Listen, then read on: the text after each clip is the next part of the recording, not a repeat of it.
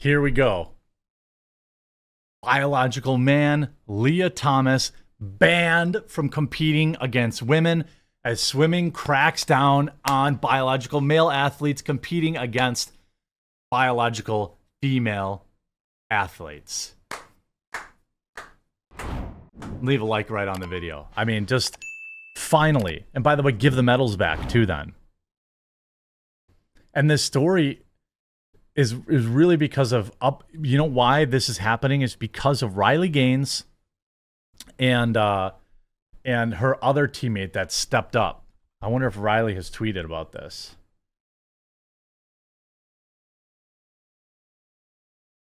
I'm not sure.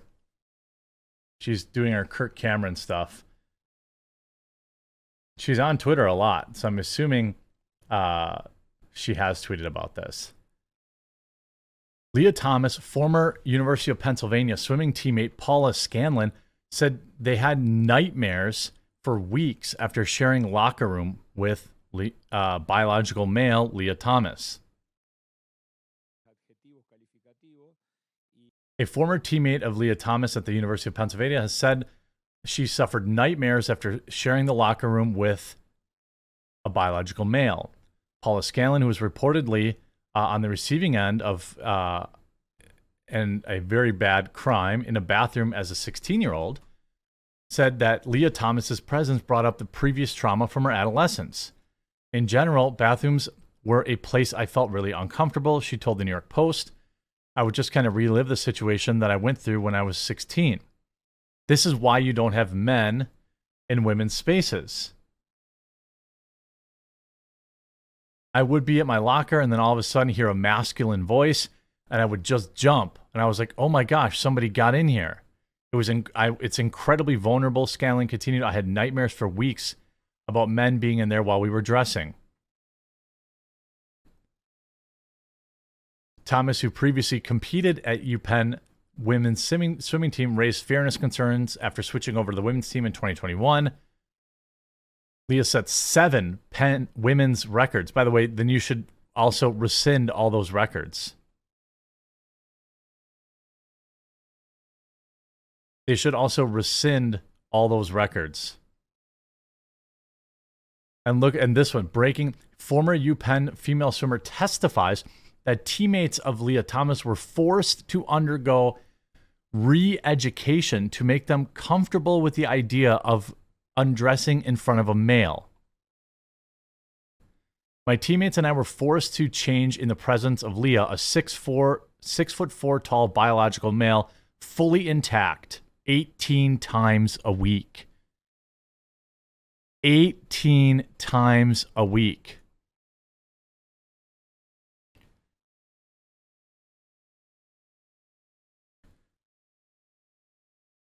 I'm Paula Scanlon, a spokeswoman and advisor for the Independent Women's Forum, and a former NCAA athlete. I am here today to share my personal story. I started swimming at a very young age, and by age 8, I was swimming competitively, and by late middle school, I was devoting at least 20 hours per week to swimming. She sounds so nervous. I gave up countless Christmas holidays, weekends, and social events to work towards my goal of swimming Division I.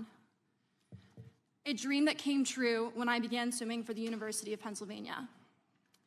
While I am not an NCAA champion, I hold the New England Independent School League record in the 400-yard freestyle relay, a record that has stood since March of 2017. In September of 2021, Leah Thomas began participating as a member of the Penn women's team.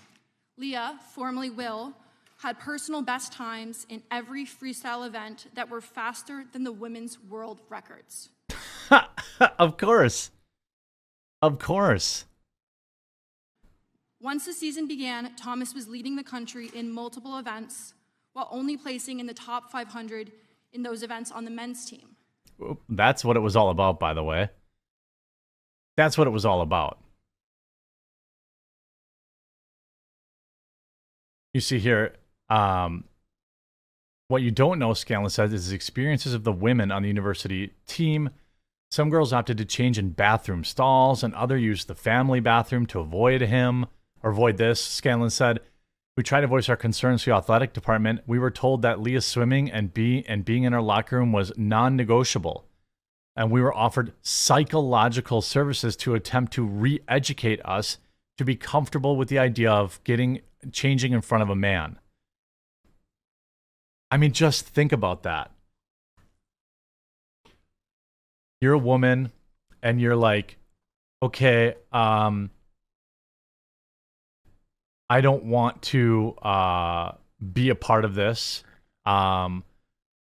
This is weird. There's a man right next to me leering at me, and by the way, you're changing into a swimsuit, so you're like completely out there, and you go to and you say, hey, this is weird. Like, I don't like this. I feel uncomfortable. And they're like, get into the psychiatrist and you can stay in there until you are okay with it. It's like that episode of Severance. It's like the break room in Severance. Like, oh, you're not okay with that? Well, go see the psychiatrist.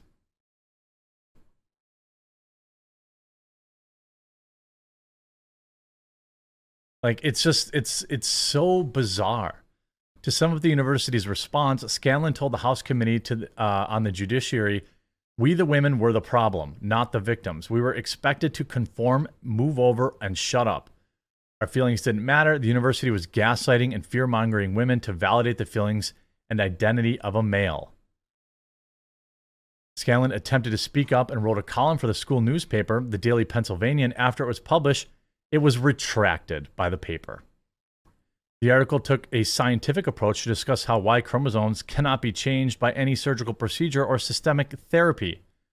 This biological fact lends itself to the athletic advantages that cannot be mitigated by lowering testosterone levels, which are readily apparent in sports competitions and locker rooms. For speaking biological facts, Scanlon was censored. Her view as a woman was deemed not important or essential as Thomas's desire to pose as a woman and compete against women in women's athletics, stealing titles and accolades.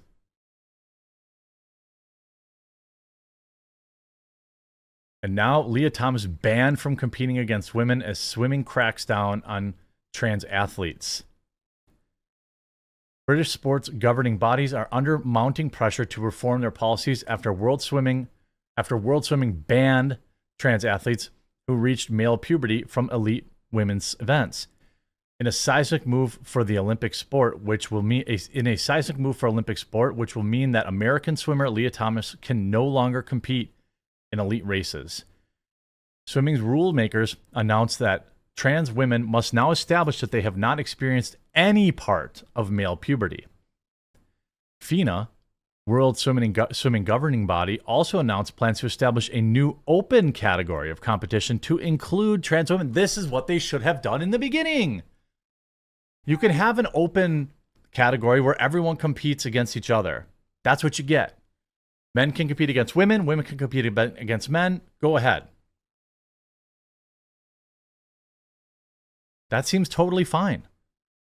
Transgender men can still compete in the male swimming category, and working group will report back within 6 months on how the new open category could work for women who transitioned after puberty. The move was immediately endorsed by the British government, which wants domestic sports governing bodies to collectively form new policies. British Cycling has suspended its domestic trans inclusion policy pending a review, and British Swimming now must decide further whether to follow the rules that FINA has outlined for international competition.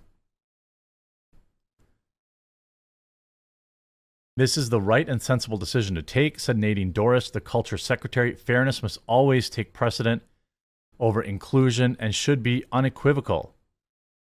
Also important that trans women are able to compete in their own class. This is the solution. This was always the solution.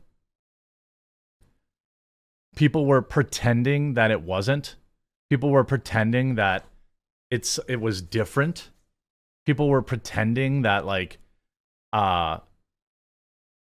that this was okay.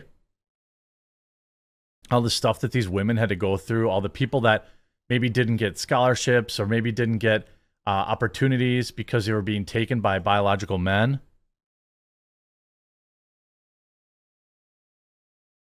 This is a move in the right direction. Now it's a question of whether or not the NCAA will take any kind of similar normal-minded rules into mind. What a wild, wild day. Happy to see it. Big happy to see it.